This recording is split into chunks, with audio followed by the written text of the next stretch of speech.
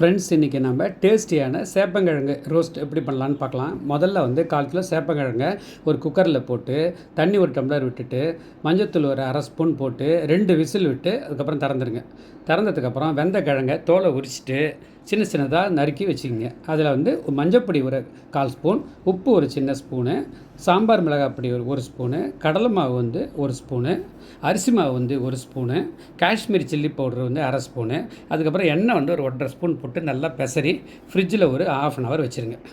1/2 an hour வச்சதுக்கப்புறம் ஒரு பேனில் வந்து எண்ணெயை விட்டு அதில் வந்து கருவேப்பிலையை போட்டு ஃபஸ்ட்டு வந்து பொரிச்சிருங்க. பொரிச்சதுக்கப்புறம் ஃப்ரிட்ஜிலேருந்து எடுத்த அந்த கிழங்கை வந்து எடுத்து வானலில் வந்து போட்டு மீடியம் ஃப்ளேமில் நல்லா வந்து ரோஸ்ட் ஆகிற வரைக்கும் திருப்பி நல்லா விடணும். அவ்வளோதான், டேஸ்டியான சேப்பங்கிழங்கு ரோஸ்ட் ரெடி. சூப்பராக இருக்கும். நல்லா ரசம் சாதத்துக்கு, தயிர் சாதத்துக்கு எல்லாம் வச்சு சாப்பிட்டு பாருங்கள். எப்படி இருக்குன்னு சொல்லிட்டு கமெண்ட் பண்ணுங்கள். அடுத்த வீடியோவில் சந்திக்கலாம்.